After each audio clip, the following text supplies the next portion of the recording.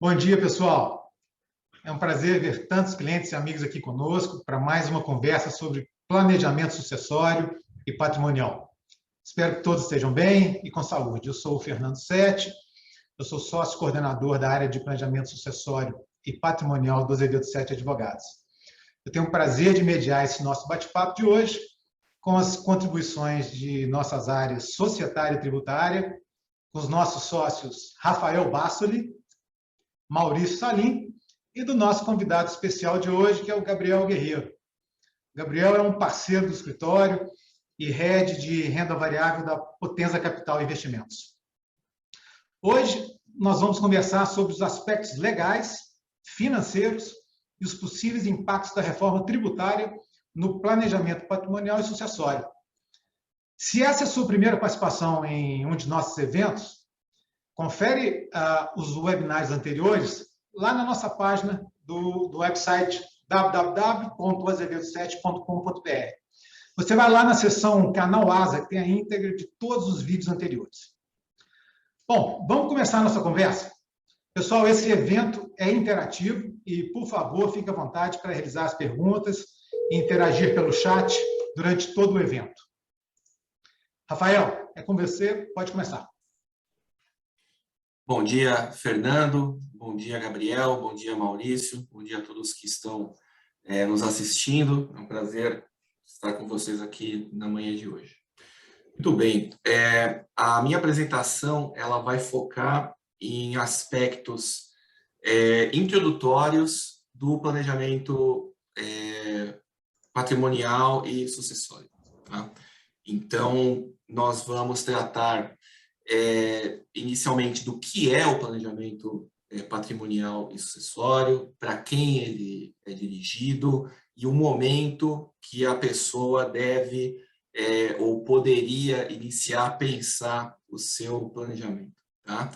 Depois nós vamos entrar um pouco mais na parte prática e eu vou dizer para vocês como é que isso efetivamente acontece. Planejamento, quando você procura um assessor jurídico, como é que nós tratamos o cliente, como é que ele se desenvolve. Muita gente tem dúvida, né? Puxa vida, o que eu vou fazer? Como é que funciona isso? Nunca tive experiência com isso, então nós vamos secar um pouquinho o procedimento. E, enfim, depois, entrando ainda mais no detalhe, a gente vai falar um pouco sobre os instrumentos, né? Os instrumentos que nós temos de planejamento para fazer acontecer, né? Para que o desejo do cliente, aquilo que o cliente tem como objetivo final seja atingido, tá bom? Então, por favor, pode passar o primeiro slide aí.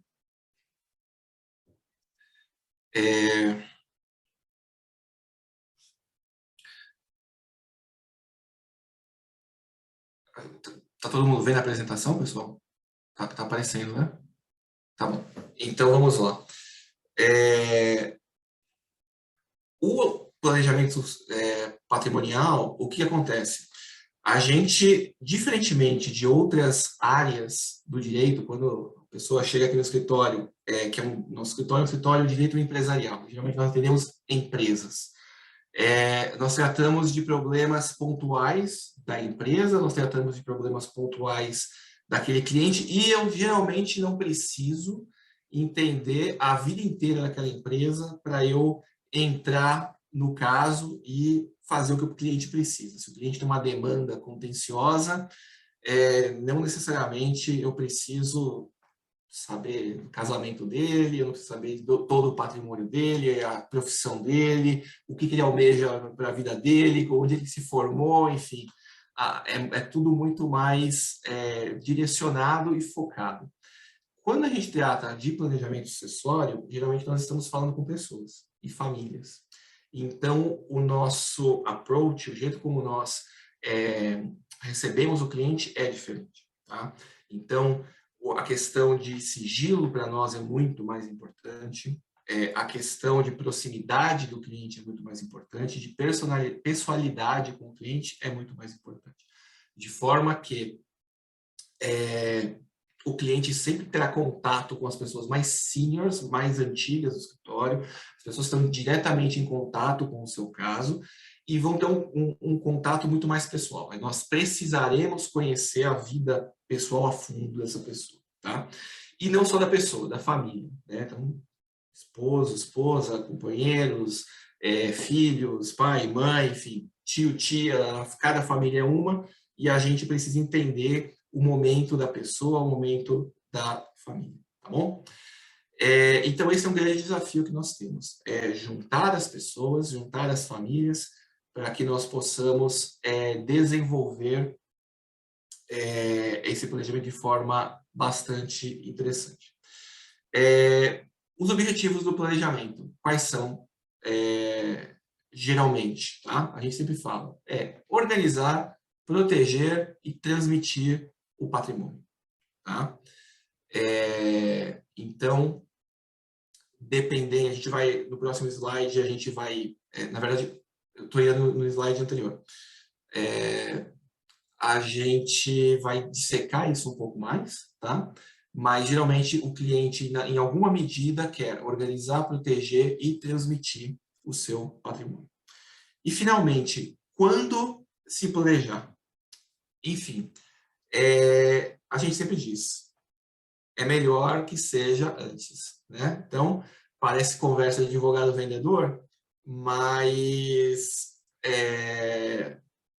quanto antes você procura o seu assessor, quanto antes você começa a pensar no seu planejamento, mais cedo você vai ter uma visibilidade do que você pode fazer, de como você vai tratar o seu patrimônio e como você vai, à medida que o patrimônio vai crescendo, como é que você vai alocando ele de forma a sucessão, manutenção, organização.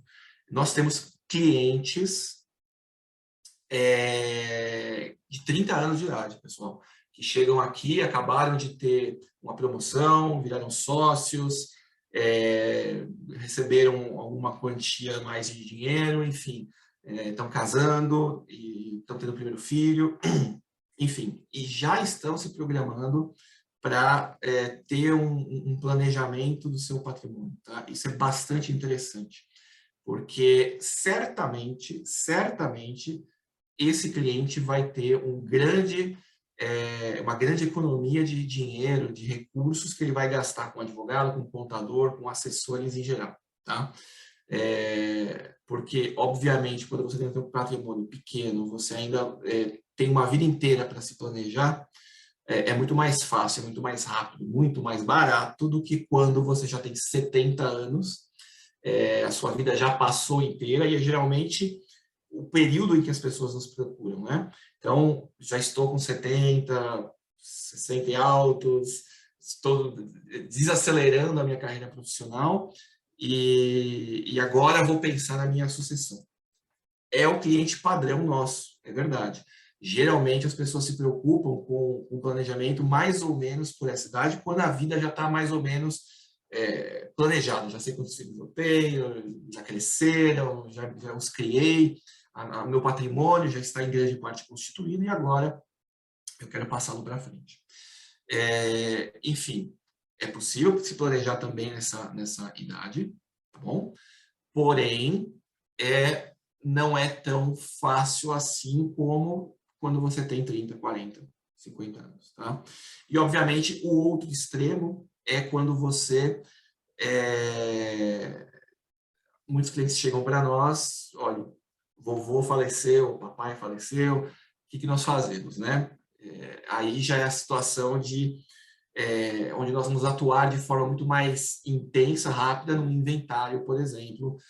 Só que aí é provável que conflitos familiares já comecem a aflorar, o custo de se fazer um inventário para depois se planejar é muito maior, o tempo gasto é muito maior. Então, é óbvio que para o cliente, quanto mais cedo ele se planejar, melhor. Tá bom? Muito bem. A gente vai passar agora para a parte prática, tá? Como é que o cliente, quando chega no escritório, ele é atendido e como é que funciona, o que é esse planejamento patrimonial. Enfim, geralmente a gente precisa entender, como eu disse antes, a fundo o patrimônio do cliente, mas também a família do cliente, o que ele quer para o futuro, para quem ele quer deixar esse patrimônio, e a gente precisa entender naqueles níveis que nós dissemos: proteção, organização e transmissão, o que é mais importante para o cliente, tá? Então, o cliente vai nos dizer: olha, eu sou jovem, eu ainda não tenho muito patrimônio, eu quero simplesmente organizar esse meu patrimônio no futuro e proteger um pouco de contingências na minha vida profissional que eu posso ter. Maravilha. Ou então o cliente já com mais idade falou: olha, já estou bem protegido, já saí da minha atividade de risco, eu só queria dar uma organizada no meu patrimônio e pensar na minha sucessão. É outro tipo de approach que nós vamos ter aqui com o caso. Tá? Então, a organização geralmente é aquele cliente ou que está bem no início, ou que passou a vida acumulando capital de forma um pouco desorganizada, né? Então, puxa vida, eu tenho imóvel na pessoa física, pagando aluguel, não sei direito nem os aluguéis como é que estão, ineficiente do ponto de vista tributário, eu tenho 4 holdings, tudo misturado embaixo, mais 10 empresas embaixo das holdings, uma bagunça, nem eu sei o que eu tenho, estou gastando uma fortuna com contador, uma fortuna com advogado, quero dar uma enxugada nessa minha estrutura. Consigo fazer? A gente faz. Proteção, que muita gente chama erroneamente de blindagem patrimonial. Né? Muito cliente chega aqui: doutor, quero fazer um orçamento de blindagem patrimonial. Né?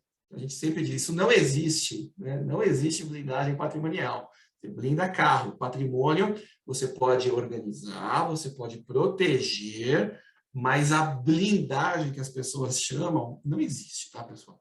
A gente entende o momento da vida da pessoa, a gente entende a que ela está exposta, e aí, com os instrumentos que a gente vai passar rapidamente aqui com vocês, a gente consegue dar uma protegida. De forma mais intensa, menos intensa, dependendo do que o cliente procura.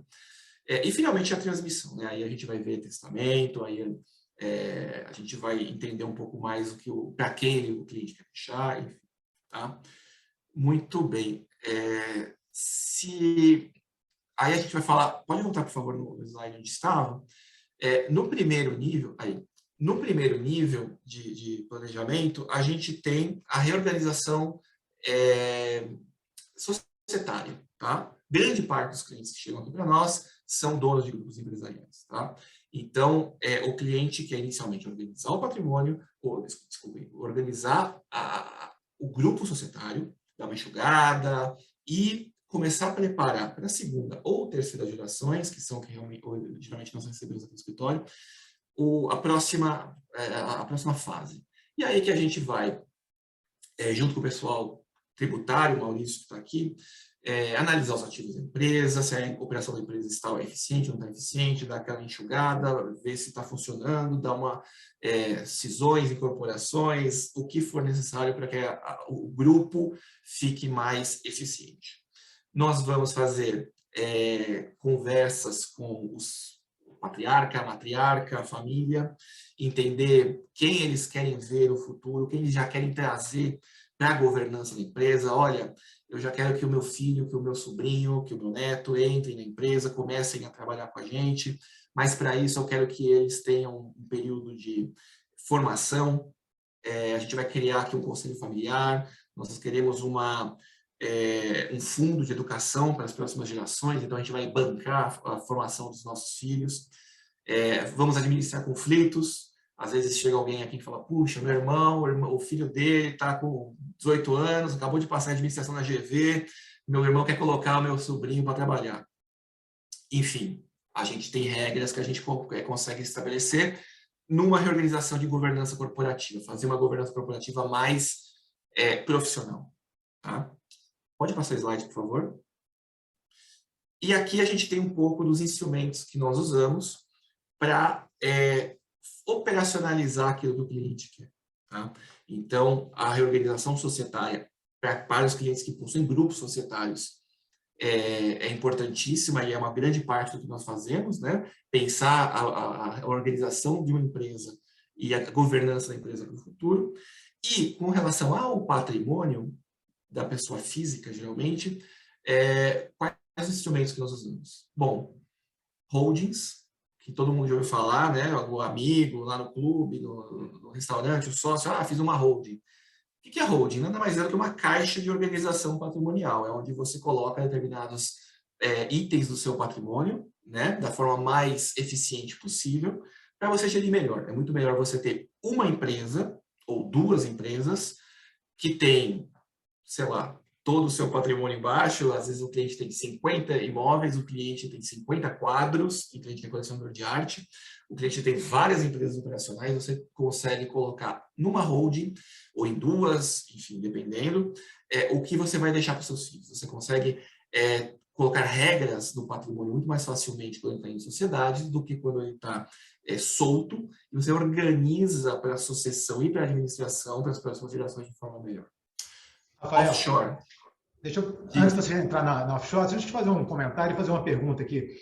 O que a Pois gente não. vê muito, né, o que você falou, a questão da confusão patrimonial. E quando você fala de constituição de holding, seja patrimonial ou imobiliária, é importante essa separação, né? Porque se você tem uma atividade de risco, aquela atividade operacional, ela vai gerando riqueza, muitas vezes os clientes tendem a gerar essa riqueza e comprar imóvel, comprar casa, não sei, investimento imobiliário, dentro daquela atividade que é de risco. E aí você acaba trazendo para o patrimônio imobiliário um risco da operação. Então, acho que é importante frisar de fato que a construção dessas holdings imobiliárias e patrimoniais, fora do risco de operação, é um planejamento importante para todo mundo. Não, sem dúvida. E a gente tem holdings diferentes para tipos diferentes de ativos, em jurisdições às vezes diferentes. A gente vai falar agora de offshore, então eu tenho marcas, eu tenho um avião, eu tenho um barco, eu tenho obras de arte, enfim, para cada tipo de ativo nós temos um tipo diferente de holding, entre aspas, né, de sociedade que nós podemos ter, com tributações diferentes, enfim. Tá? Então é uma questão de analisar.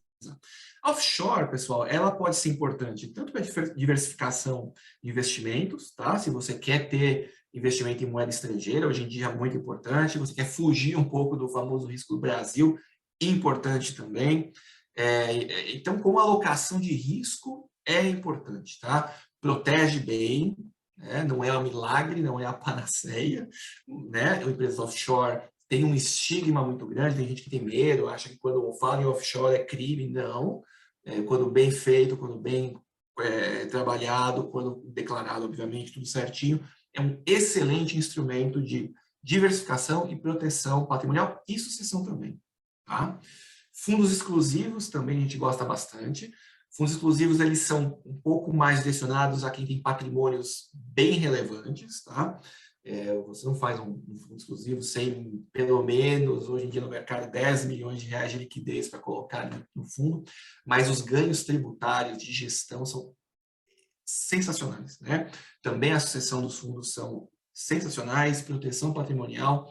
Então, é um produto que ainda é muito pouco analisado, as pessoas veem muito pouco fundo, mas é muito interessante. E, finalmente, o último slide, para a gente encerrar aqui a apresentação.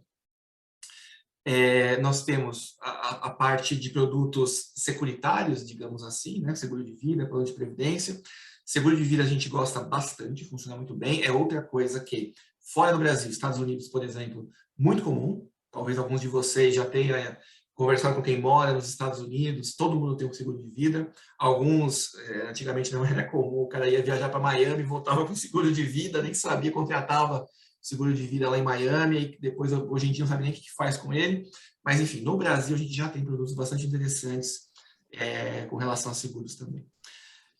Doação com reserva de usufruto, clássico, realmente é uma coisa muito boa, porque você consegue já antecipar a sua sucessão, já direcionar os seus bens, conservar pleno uso, pleno domínio desses bens, receber os dividendos, receber os aluguéis, enfim, ter todo o benefício econômico, sendo que os impostos já vão ter sido pagos, em alguma medida, e o inventário, aquela parte chata, né, quando a pessoa vem a faltar, é evitado.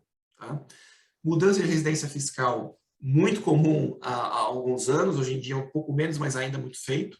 Né? Então, a pessoa quer aposentar em Portugal, quer aposentar na Itália, quer aposentar na Espanha, em Inglaterra. Então, a pessoa consegue, muitos países, europeus principalmente, atraem brasileiros. Não só europeus, na Ásia tem alguns países que atraem jovens talentos para a indústria de tecnologia. Enfim, você consegue às vezes, até a cidadania desse país, regime fiscal excepcional, e você muda de residência.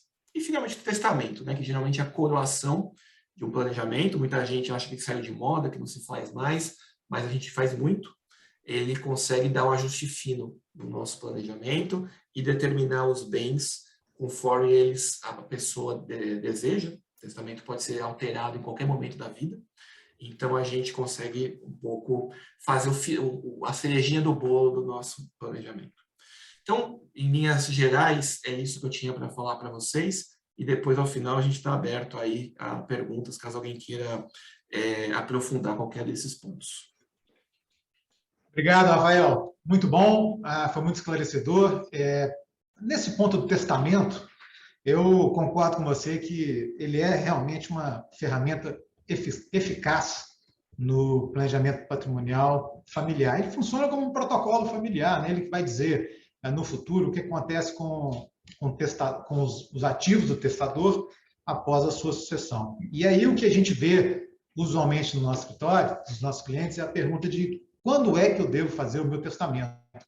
E tem um mito aí, né, um receio de que, se eu fizer o meu testamento, eu estou morrendo, amanhã eu já estou pé na cova. Então, assim, é um receio desnecessário, porque o testamento é efetivo, ele é eficaz, e ele pode ser feito já, a qualquer momento, e ele deve ser feito no momento em que está tudo bem.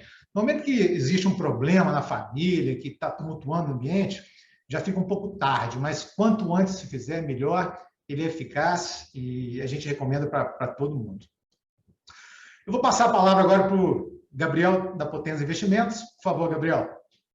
Fernando, obrigado. Agradecer todo esse conhecimento que vocês estão nos trazendo, agradecer também o convite para participar. Enquanto o Rafael estava falando aqui, estava pensando muito no nosso dia a dia, que a gente lida com grandes investidores, né? E toda essa parte de planejamento tributário, sucessório, o planejamento patrimonial, o Wealth Planning, né? Que é o nome bonito que o mercado dá para todo esse passo a passo. Quando a gente tem contato com os investidores, ou quando os investidores chegam aqui no escritório, é engraçado como eles olham isso de maneira muito segregada, né? É muito difícil um investidor que chega até o nosso escritório, por exemplo, ter esse conceito bem montado na cabeça dele, de fazer todo o planejamento patrimonial, onde entra o sucessório, o tributário e também os investimentos. Geralmente os investidores, eles olham a ótica de investimento segregada de tudo isso, né? Mas como o Rafael passou nos últimos slides, offshore, fundos exclusivos, previdência, vida, tudo isso entra na gama de produtos de investimento e o brasileiro, ele não tem essa cultura, infelizmente não tem. É um pouco do nosso trabalho aqui também, né? Trazer toda essa gama de informação em parceria com vocês, com todo esse conhecimento que vocês têm, agregando sempre os investimentos e a importância de ter esse plano montado em D0 e não pensar isso de forma segregada em cada momento da vida, né? O investidor sempre pergunta para a gente, deve perguntar para vocês, qual é o melhor momento para se fazer um investimento, qual é o melhor momento para se fazer o planejamento? É sempre o agora, é sempre antes de que aconteça alguma coisa, antes de se acumular tanta riqueza, porque depois fica tudo mais complicado, muito mais caro. Esse é um pouco do propósito aqui da Potenza.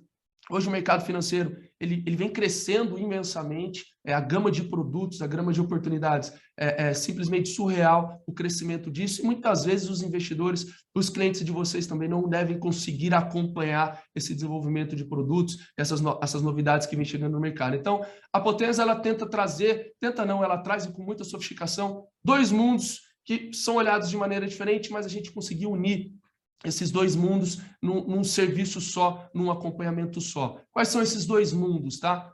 O mundo do family office, que as grandes famílias, os grandes investidores já conhecem um pouco, já entendem um pouco, que é aquele atendimento mais exclusivo, é aquela proximidade com o investidor, é aquele independência na escolha de produtos, na seleção de produtos, de acompanhar o investidor.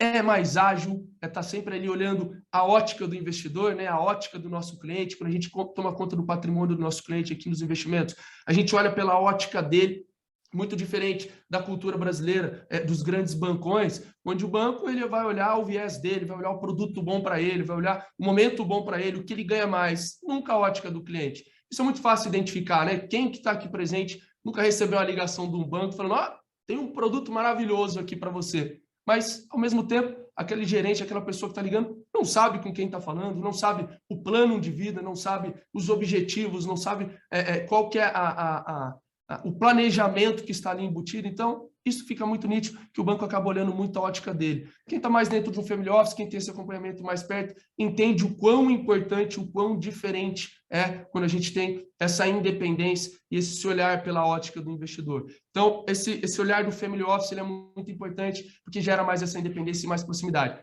Ao mesmo tempo, esses grandes bancões, eles têm uma estrutura muito robusta.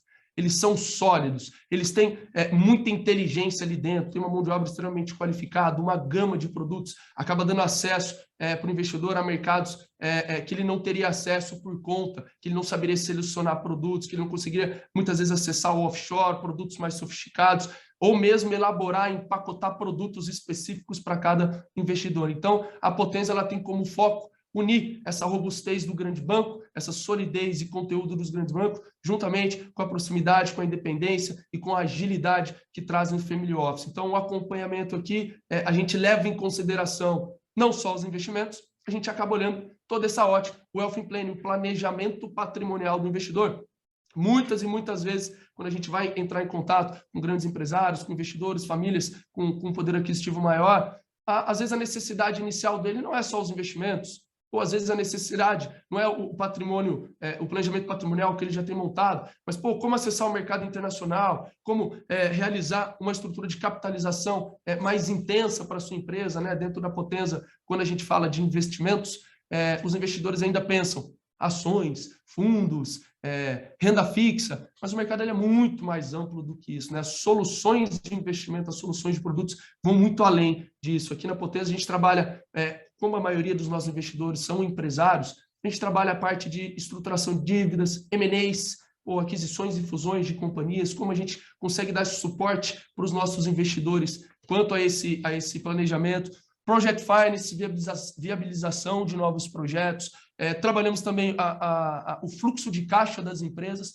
Hoje o mercado financeiro ele dá muito acesso a investimentos para as PJs. O investidor muitas vezes acha que o investimento tem que ser feito sempre na pessoa física. Não, controlar um fluxo de caixa, rentabilizar esse capital enquanto ele não é utilizado de maneira obviamente segura, visando os objetivos da empresa, também traz um benefício, uma rentabilidade sempre muito positiva para o investidor. A parte de crédito, antecipação de recebíveis, investimento, câmbio. Então, o mercado ele é muito mais amplo e exige uma inteligência, uma proximidade com o nosso investidor muito intensa, tá? Uma agilidade muito boa. Se puder passar para o próximo slide, ali a gente explica um pouco de como é que é o processo de investimento. Então, quando o investidor chega até a Potenza, ou quando a Potenza vai até o investidor, como é que a gente olha um processo de investimento, tá? Então, aqui a gente toma muito cuidado antes de falar de qualquer produto, antes de falar de um portfólio de alocação, antes de falar mesmo sobre o mercado financeiro em si, sobre o cenário e os produtos, a gente precisa ouvir e compreender muito o nosso investidor. O processo de elaboração de um portfólio, o processo de criação de uma carteira de investimento, ele precisa ser exclusivo, ele precisa ser personalizado, porque cada investidor possui um objetivo, cada investidor está num momento de vida, cada investidor busca por uma necessidade diferente, tem um momento de vida diferente que precisa de uma atenção diferente. Então, o primeiro foco nosso aqui é justamente compreender com quem eu estou falando, quais são as necessidades, que momento de vida. Então, esse é o primeiro ponto, né? Ouvir e compreender. Feito isso, colhendo todas as informações necessárias, a gente precisa propor algum tipo de solução. Então, a gente vai trazer, junto com o perfil do investidor, que a gente mapeou ali no começo, qual é o tipo de solução que esse investidor precisa? Ele precisa rentabilizar? Ele precisa proteger o capital? Ele precisa perpetuar esse capital? Ele está no processo de planejamento patrimonial? Ele está no processo de sucessão? Então, tudo isso é muito importante para que a gente traga a solução correta. Feita a solução, apresentado isso para o investidor, a gente começa a implementação, tá? Trazendo as estratégias, explicando para o investidor, aí já vou vindo bem diretamente aqui para a parte de investimentos, né?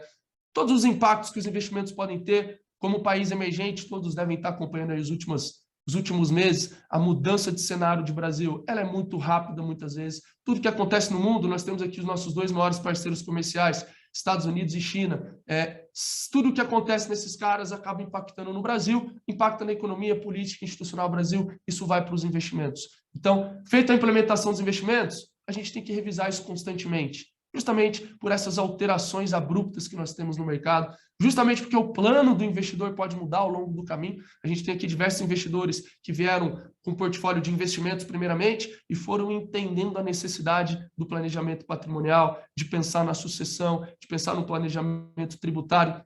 E quando isso acontece, a carteira de investimento ela tem que se moldar, ela tem que acompanhar os objetivos do investidor. Então, a revisão é constante. A gente tem aqui uma assessoria extremamente ativa por condições de mercados e por condições e objetivos de cada investidor. Então, essa proximidade ela é sempre muito importante. Os investidores acabam virando até amigos aqui dos nossos assessores, de todo mundo que está na Potenza, porque a gente se preocupa muito com esse patrimônio, a gente se preocupa muito em 3 frentes, principalmente.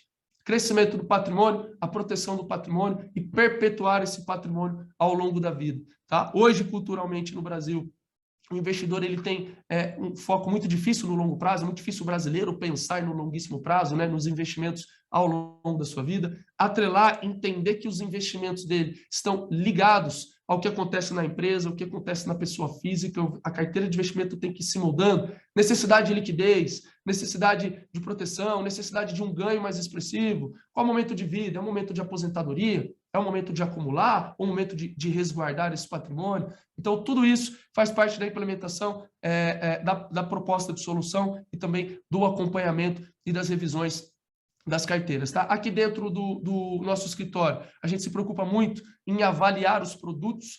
Hoje, acesso a plataformas está muito fácil, está na palma da mão de cada investidor. Hoje a gente utiliza a plataforma do BTG Pactual como parceiro, uma plataforma extremamente ampla que nos dá acesso a produtos Brasil e também offshore, com um time extremamente competente, time de analistas, economistas, o que é muito importante. A gente precisa solucionar, entender e selecionar os produtos. Hoje, fundos de investimento, são mais de 400 fundos, de diversos perfis de risco, as ações, as rendas fixas. A gente olha esse cenário atualmente, de juros começando a subir, inflação subindo, juros subindo, o que está acontecendo nos Estados Unidos? Precisamos ter um processo de selecionar esses ativos de maneira muito inteligente. Então, temos um comitê de estratégia de alocação aqui dentro do escritório, onde se reúnem as cabeças pensantes para justamente selecionar quais são os melhores produtos, dado as condições econômicas atuais, dado o perfil de cada investidor. Essas carteiras são olhadas com muita cautela, intrinsecamente, perfil a perfil, investidor a investidor, para que a gente consiga direcionar e muitas vezes nos preparar para alguma coisa. Né? Eu lembro muito bem aqui na época da pandemia, quando começou a pandemia, que foi um estresse muito grande no mercado, nós não sabíamos o que era, né? o que o vírus poderia nos trazer no âmbito econômico, o que poderia acontecer com a economia, com o lockdown, com as restrições, com o choque de produção, choque de consumo, e nós ficamos com muito medo ali das empresas, dos ativos, dos créditos privados, de algumas empresas poderem não conseguir honrar os compromissos.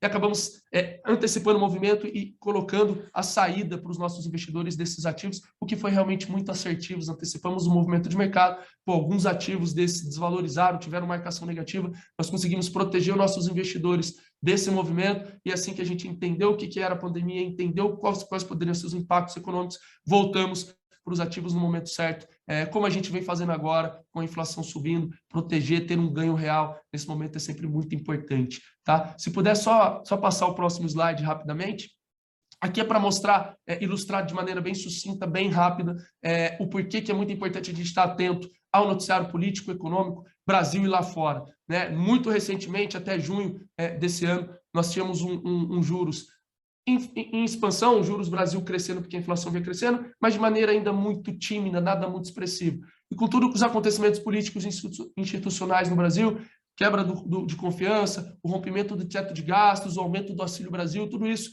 gerou uma inflação crescente e o Brasil está tendo que subir os juros mais intensamente. E o impacto disso na carteira de investimento é muito intenso. Então, se a gente não está atento, se a gente não antecipa esses movimentos, o investidor que está com aquele portfólio montadinho lá, travado no banco, ele acaba tendo um impacto muito negativo na sua rentabilidade. Por isso, o acompanhamento, tem que ser dia a dia, tem que ser muito próximo, ágil e com toda essa inteligência gerada aqui pelo time, tá?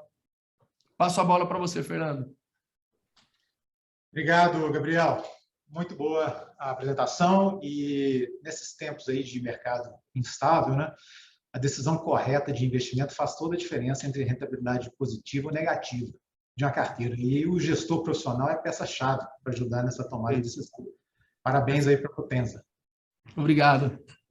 Bom, vou passar a palavra para o Maurício Salim, nosso sócio do Azevedo 7 Advogados, ele é o head da área tributária, para falar um pouco aí da que a gente pode antecipar da reforma tributária e os impactos que ela pode ter no nosso planejamento patrimonial, tributário e sucessório. Maurício. Obrigado, Fernando. Bom dia, tudo bem? Eu escutando aqui os comentários dos nossos amigos aqui nessa apresentação, me vem à cabeça que todo mundo tem que parar para pensar no seu planejamento sucessório e planejamento futuro, na verdade. Não só sucessório. O que eu quero para daqui a alguns anos. E nosso pensamento atual, qualquer tipo de planejamento societário e de investimento, ele tem que estar atrelado a um planejamento tributário. Né? E no Brasil, como se sabe, já é uma frase bastante conhecida, até o passado é incerto. Então, a gente vive num mundo de incertezas brasileiro, e não só no Brasil, mas no resto do mundo, mas incerteza do ponto de vista tributário no Brasil não é nada novo. Né?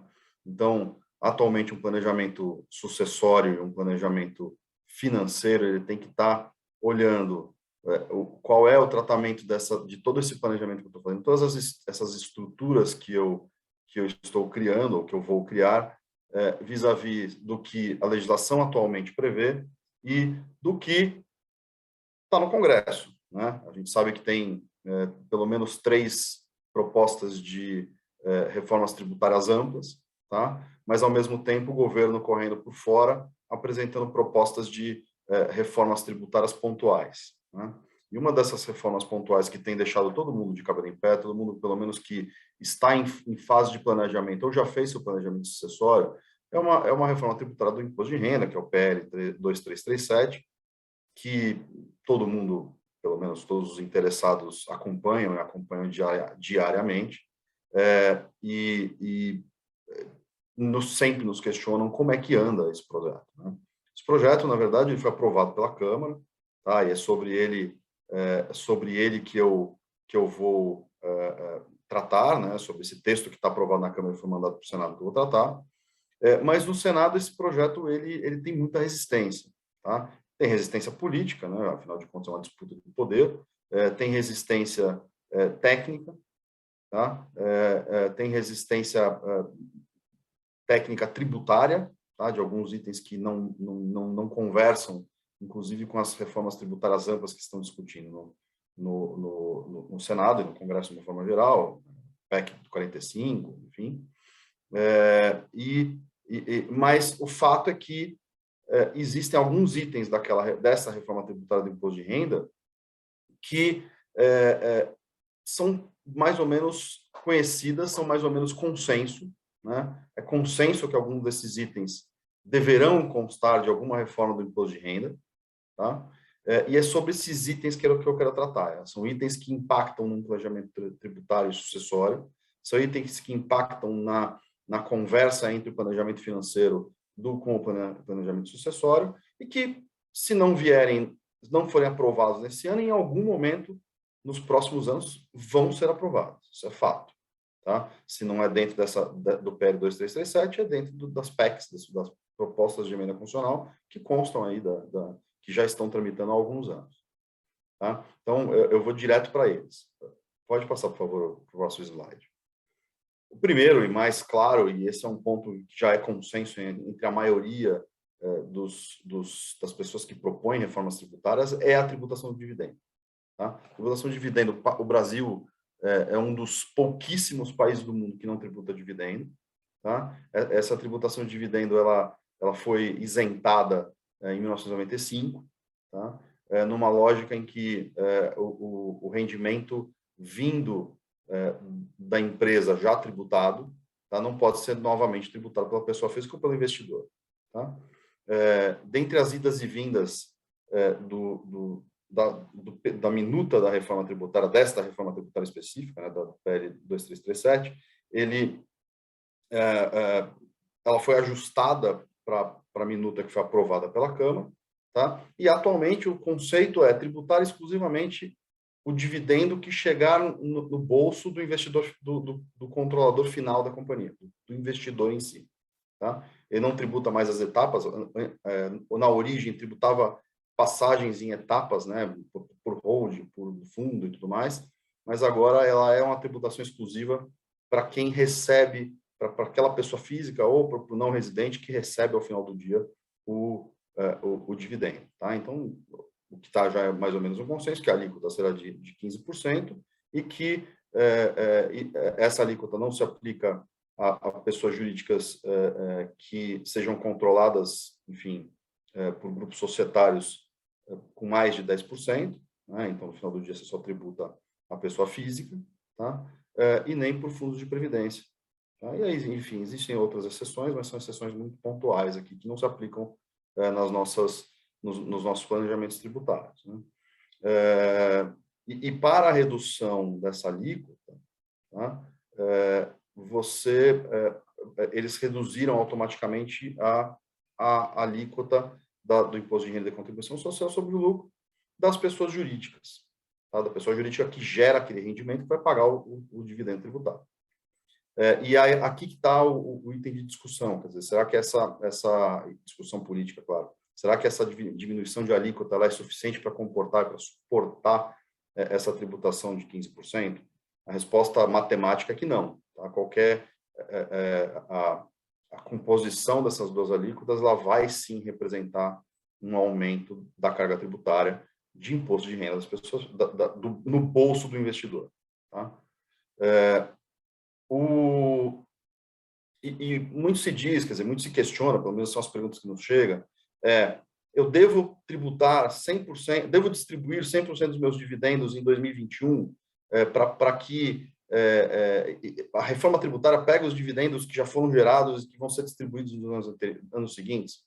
A resposta aqui é não deveria, mas a minuta da forma como foi escrita do próprio projeto que foi aprovado e mandado para o Senado é que sim, há espaço se você deixar de distribuir dividendos em 2021, acumulados até 2021, em 2022, e se for aprovado, obviamente, que a gente entende que não vai ser aprovado, pelo menos em 2021, os dividendos podem ser tributados em 2022, sim.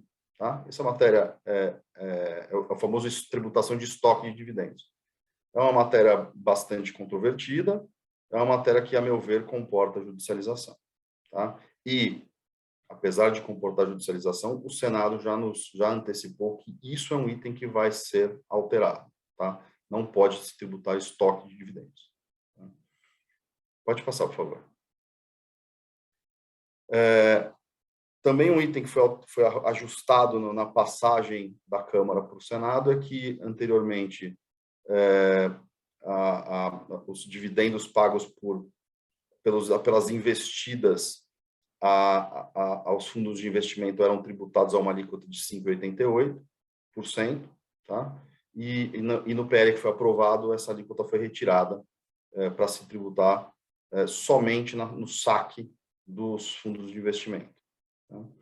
Um item aqui também foi discutido, que é essa confusão patrimonial entre PJ e pessoa física, né? Que são instrumentos que serão muito usados de planejamento sucessório, planejamento de organização patrimonial, você aportar dentro de uma sociedade, aportar dentro de uma estrutura societária complexa, itens de uso pessoal, casa, avião, carro, tá? E isso tinha um certo conforto, porque a legislação não previa expressamente, ou, enfim, havia brechas na legislação tributária que não previa um efeito tributário para esse tipo de organização, para esse tipo de uso. Tá? O PL ele vem ampliar muito o rol do que se considera distribuição disfarçada de lucro. Tá? Distribuição disfarçada de lucro nada mais é do que presumir que a empresa está pagando lucro via indireta para os seus sócios. Tá? Então, esse rol de itens, ele passa a comportar um efeito tributário caso a pessoa física aporte patrimônio dentro da pessoa jurídica e ela use esse patrimônio para fins pessoais. Tá? Aí a legislação passa a trazer hipóteses em que a fiscalização, óbvio, pode entender que esse item é uma espécie de... O custo inerente desse item, do uso desse item, passa a ser uma espécie de distribuição disfarçada de lucro e passa a ser tributado.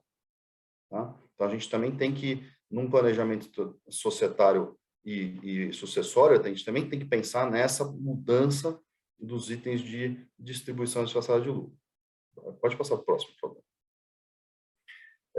Também outro ponto que foi levantado aqui é que essa reforma tributária ela extingue com o diferimento da tributação dos fundos fechados. Tá? Então, só para explicar o que é fundo fechado e fundo aberto, fundo fechado é aquele que não permite, são fundos normalmente privados, né, são fundos exclusivos, que não permitem o saque dos rendimentos do fundo dentro de, desde que não cumprir determinadas condições, normalmente prazo.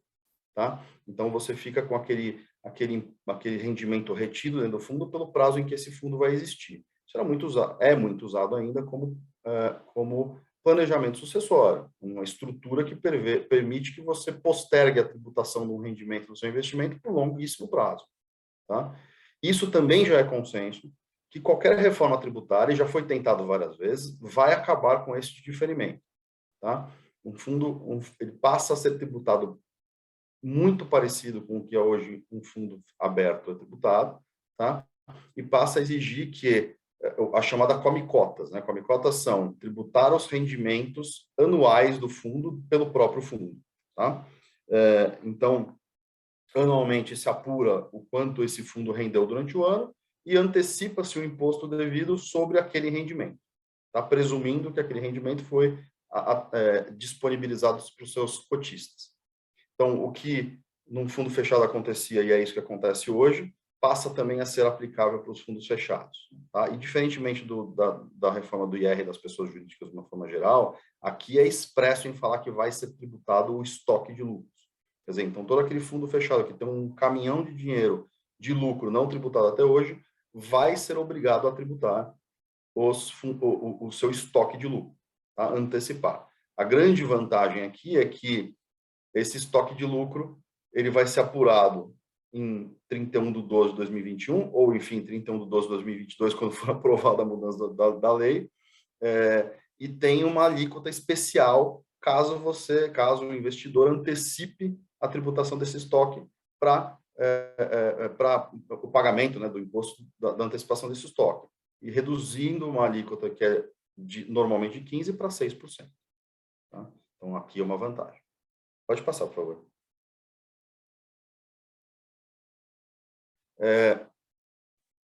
Isso. Outra coisa que também foi muito discutida numa reforma de imposto de renda é a tributação das offshores.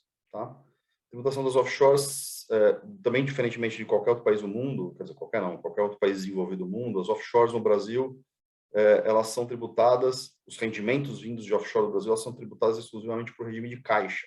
Né? Ou seja, você só tributa caso a offshore ou investimento no exterior, ou companhia detida fora do Brasil, ela disponibilize rendimento para o seu acionista, pessoa física. Tá? Nos Estados Unidos, em outros países da Europa, essa tributação se dá ao longo do tempo, à medida em que o lucro vai sendo gerado, tá? Pelo regime de competência. Discutiu-se muito também implementar essa sistemática no Brasil, que anteciparia a tributação dos rendimentos vindos de investimentos no exterior, e isso foi afastado logo nas primeiras minutas da revisão da reforma pela Câmara. Tá? Porém, na minuta que foi para o Senado, ainda consta um regime de atualização patrimonial do seu investimento no exterior. Tá? Basicamente se você tiver um investimento no exterior que valorizou muito ao longo dos anos, você tem a opção de aumentar o valor patrimonial desse lucro, desse investimento, a diferença entre o que você tem na sua declaração de imposto de renda e o valor patrimonial desse investimento será tributado por a uma alíquota de 6%, ao invés de 15 a 22,5% se for ganho de capital, ou 27,5% se for uma distribuição de lucro. Tá? Então, isso foi mantido no patrimônio, na proposta de alteração da legislação do imposto de renda. Tá? A outra parte da tributação, que é a tributação por regime de competência, não foi retirada. Tá? Mas, é certo, isso também é um regime que vai passar por revisões posteriores. Tá? Ou, se não for passar, vai ser muito discutido em alterações posteriores. Tá? Pode passar, por favor. Outro item também que que também é muito discutido no Brasil, é essa impossibilidade de você atualizar itens constantes do seu patrimônio por valor de mercado. Né? Então, você, na sua declaração de imposto de renda, pessoa física, provavelmente dita, você simplesmente mantém o seu custo histórico de aquisição da sua casa, da sua empresa. Né? Essa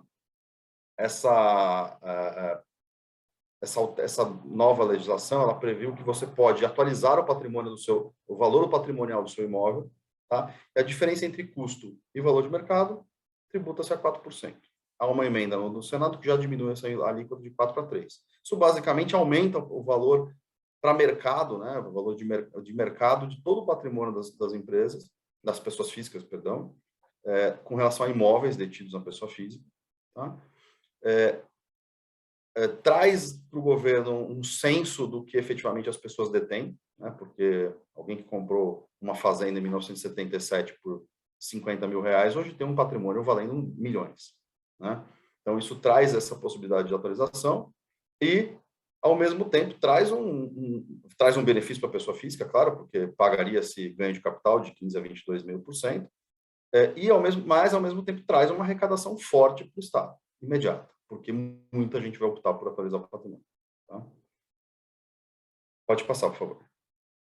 Afora isso tudo que a gente está discutindo, né, de reforma tributária, eu queria trazer aqui 2 pinceladas específicas sobre de inovações tributárias atuais no planejamento fiscal. Planejamento fiscal como é que se diz? De estruturação de planejamento sucessório. Tá? O primeiro deles é uma discussão que existe há longo tempo, que é a incidência ou não de TCMD, que é Imposto de Transmissão, Causa-Mortes ou de Doação, sobre patrimônio no exterior.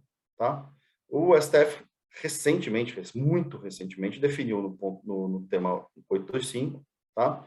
Que quando o patrimônio, o herdeiro ou o donatário, quem recebe a doação, é residente no Brasil, e o doador ou o falecido é residente no exterior, os bens que estão no exterior não são sujeitos ao ITCMD. Tá? Isso já está definido pelo STF. Okay? Então, novamente, quem mora no exterior, que falece, deixa um patrimônio, esse patrimônio está no exterior e quem recebe é um herdeiro no Brasil. Tá? Isso já está dispensado de incidência do ITCMD por uma razão técnica. Tá? Não existe previsão em lei complementar instituindo essa tributação. Tá? Pode passar para a próxima. O que existe em discussão também agora bom, se não tem legislação para isso, também não tem legislação específica para a exigência do ITCMD nos casos em que o patrimônio está no exterior. Tanto doador, quanto donatário, quanto falecido e herdeiros estão no Brasil, mas o patrimônio está no exterior. Tá? Isso também demandaria a exigência, demandaria a votação de uma lei complementar específica para a exigência do ITCMD nessas hipóteses. Tá? Isso está em discussão também no STF. Tá? Ainda não foi votado, tá? Não está dentro do tema 825, tá? Mas é um item que está pendente de discussão. Tá? Pode passar para a última, por favor. E também, atualmente, uma discussão, uma votação que tem mais ou menos uma semana, tá? Uma definição que tem mais ou menos uma semana, que o STJ decidiu que não incide TCMD no VGBL. Tá? Ou seja, usar VGBL, instrumento securitário previdenciário, de VGBL, como instrumento de sucessão, também se torna viável e dispensado de incidência de TCMD. Ou seja, aquele pai, aquela pessoa que tem um patrimônio relevante, que quer deixar uma parte desse patrimônio para os seus herdeiros, de forma não tributada pelo ITCMD, pelo Imposto sobre Transmissão de Causa-Mortes, pode sim aportá-lo dentro do VGBL, que já está definido pela jurisprudência, que estaria dispensado de TCMD também. Tá? Pessoal, meu tempo acabou aqui, acho que a gente vai passar por uma fase de perguntas, mas eu já passei aqui a mensagem que eu gostaria de passar. Tá? Obrigado, Maurício. Obrigado, Fernando. Bom, a gente viu aí pela explicação do Maurício que a gente está atento à evolução da reforma tributária e suas consequências para os nossos clientes. O Azevedo Sete informa seus clientes sempre que há uma alteração relevante. Se você entra lá no site do Azevedo Sete, pede para receber as nossas comunicações, você vai estar a par de tudo que acontece de relevante no país em termos de alteração legislativa ao tempo que elas ocorrerem. Bom, eu vou passar para algumas perguntas, e a primeira delas é para o Rafael. Rafael, a primeira pergunta que chegou foi em relação ao testamento e a possibilidade do testamento ser alterado a qualquer momento. Pois não, Fernando. Sim, é bom deixar claro que o testamento, há vários tipos diferentes de testamento previstos na legislação brasileira, tá? Desde o de próprio punho até alguns tipos bastante inusuais aí que a gente realmente não virou quase letra morta. O testamento que a gente vê, faz, recomenda é aquele testamento de cartório, né? Que nós chamamos o tabelião aqui no escritório, vai à residência da pessoa, às vezes vai onde precisar. Já tivemos casos de testamentos sendo lavrados em hospitais, acontece. E esse testamento, ele tem fé pública, ele tem testemunhas, e ele é um ato absolutamente formal, tá? E importante, ninguém pode ter acesso ao testamento uma vez que ele foi lavrado pelo cartório, tá, pessoal? Isso é bastante importante.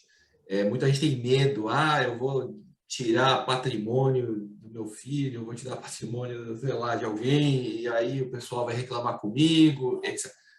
O testamento, ele é secreto, permanece secreto, ninguém tem acesso ao patrimônio, você só consegue obter a cópia do patrimônio no momento em que você tem um atestado de óbito da pessoa, tá? Dito isso, tirando o medo inicial, porque a gente não quer fazer testamento por esse medo de virem a saber que a pessoa tem um testamento, então ninguém vai saber, você pode alterá-lo a qualquer momento. A qualquer momento. Você pode fazer um testamento por dia, se você quiser, um por ano. Enfim, estou exagerando, brincando, mas o testamento pode ser alterado a qualquer momento. Mesmo se for registrado em cartório, o testamento novo vai revogar o testamento antigo. Tá bom? Vamos lá, Fernando, acho que está respondido. Respondido, obrigado.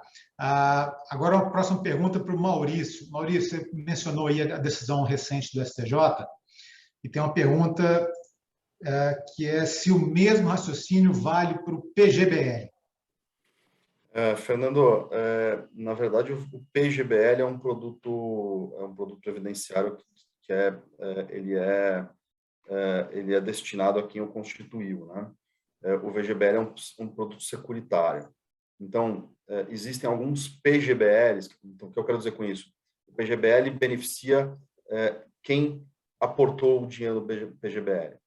Tá? Então, se você constitui um PGBL, você que vai receber aquele provento, tá? E não terceiros. Existem produtos atrelados ao PGBL que são produtos securitários.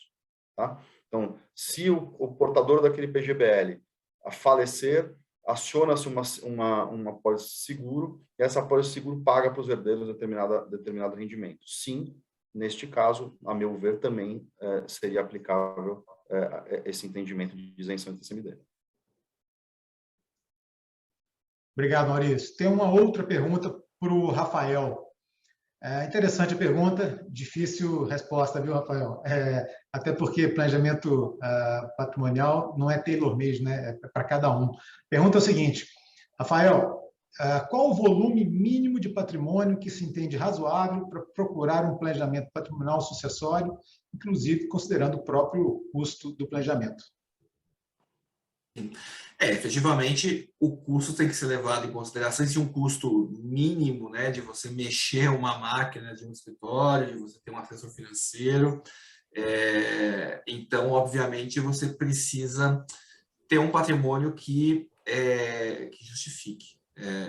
Mas, mesmo patrimônios relativamente pequenos podem ser objeto de planejamento, como eu falei no começo da minha apresentação. Às vezes, a pessoa tem 30 e poucos anos, acabou de começar a vida e já está se planejando. O custo do planejamento dela será muito inferior ao planejamento de uma pessoa que tem um patrimônio muito maior e muito mais complexo. Não vou fazer trust, eu não vou buscar offshore, provavelmente, né? Não vou ter toda uma complexidade que eu teria. Então, o custo reduz à medida que a complexidade do patrimônio também é reduzida. Então, aquela pessoa que jovem, tem um patrimônio tranquilo, simples, vai conseguir ter um planejamento com valor bastante competitivo também. Tá bom? Obrigado, Rafael. Maurício, mais uma pergunta para você. Diante da discussão ainda no Supremo Tribunal Federal, no caso de uma doação de cotas de uma companhia offshore, como vocês orientam? Pagamento ou não do ITCMD? Bom, vamos lá. Como eu disse, se for uma doação de não residente para residente, eu orientaria não pagar o ITCMD com base na orientação jurisprudencial. Tá? Se for uma offshore ou uma empresa, um investimento fora do Brasil, sendo doado entre 2 residentes no Brasil, eu ainda oriento muito cautela, tá? Ainda oriento muito cautela. Em teoria, isso não foi decidido ainda, tá? Judicialmente, jurisprudencialmente, eu entendo que não incide esse imposto ainda sobre esse patrimônio, tá? Mas os estados todos vão questionar essa operação. Tá?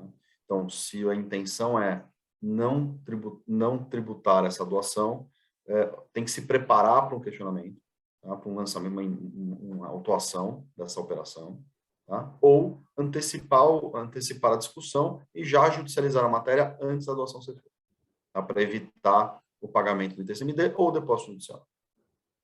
Maurício, mais uma pergunta. Na doação de imóvel com reserva de usufruto, o imposto de transmissão é menor que o imposto de transmissão na herança?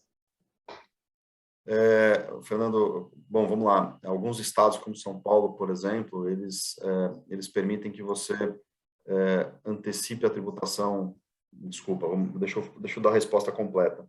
Alguns estados, como São Paulo, eles prevêem que a constituição de usufruto, a doação com reserva de usufruto, a base de cálculo do ITCMD é menor do que no caso de herança, tá?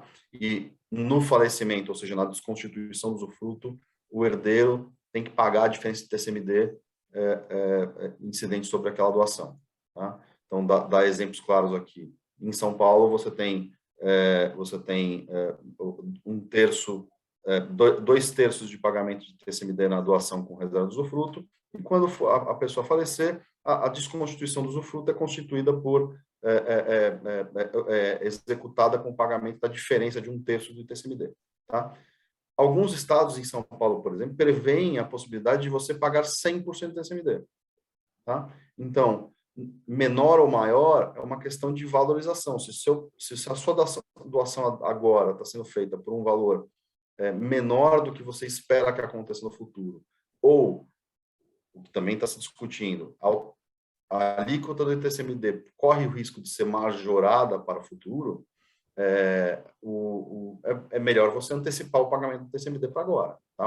Faz a doação, mantém a reserva de usufruto, mas você consegue antecipar o pagamento para agora. Tá? E você já sabe a quantidade de imposto que você vai pagar. Obrigado, Maurício. Gente, a gente tem várias perguntas, mas o tempo está se encerrando. Eu vou fazer só mais uma e as perguntas que, por acaso, não foram respondidas serão respondidas por e-mail, tá? Maurício, você acha que há alguma chance de aprovação da reforma tributária no apagar das luzes de 2021 para valer em 2022? Olha, do jeito que está indo, eu acho que a chance é pequena. Tá? As discussões políticas, né, troca de cargo, troca de fundo partidário, enfim, é uma discussão que até um pouco maluca, né, para quem é residente do Brasil, né, que é brasileiro, ela não permite que esse PL, pelo menos no PL, ele tramite a tempo de ser aprovado em 2021. Tá? Até porque o Senado já falou que vai alterar o texto. Então, se ele já falou que vai alterar o texto, ele tem que passar pelas comissões do Senado, ser aprovado pelo plenário do Senado e voltar para a Câmara para ser aprovado de novo. Tá? Então, este PL, ele não pode mais ser aprovado. Quer dizer, acredito que não dê mais tempo para ser aprovado. Não tem clima político para isso, até porque está disputando vaga ali no plenário com a PEC dos precatórios. Tá? Algumas pessoas têm me perguntado se isso não pode ser objeto de uma medida provisória. Tá? O governo pode tentar. Mas como ele já optou por um projeto de lei, a medida provisória ela tem boas chances de ser declarada inconstitucional, né? de não ser possível ser objeto de medida provisória um item que já foi objeto de projeto de lei. Tá? E aí, assim, pode ser mudado o texto desse projeto de lei para ser incluído numa medida provisória. Tudo bem, mas como é que você vai fazer uma alteração de texto substancial que altere o objeto do projeto de lei numa medida provisória? Então, você esvazia totalmente o propósito da reforma tributária. Então, enfim, só para concluir, eu acho que no apagar das luzes, se for aprovado, eu tenho dito para os meus clientes, se for aprovado, vai ser uma grande surpresa. Grande surpresa. Então, concordo, também acho. Bom, pessoal, a gente chega ao final aqui do nosso tempo e eu queria agradecer ao Gabriel, ao Rafael e ao Maurício pelas participações. Queria agradecer também a você que se inscreveu no evento, participou, fez sua pergunta e pode deixar, para você que fez a pergunta e não foi respondido, nós vamos responder por e-mail na sequência. Os contatos dos palestrantes vão aparecer aqui ao final. Se você ainda quiser mandar uma pergunta diretamente a eles, por favor, fique à vontade. Eu queria só lembrar que o nosso próximo evento, nosso próximo webinar, vai ser no dia 1º de dezembro, na série com o Tom Fox, que é um reconhecido autor e especialista em compliance, que conta com a moderação da nossa sócia Isabel Franco. As inscrições estão abertas e mais informações desse novo evento estão lá no nosso website. Muito obrigado mais uma vez a todos e tenham um bom dia. Bom dia, pessoal. Muito obrigado. Bom dia. Bom dia, tchau.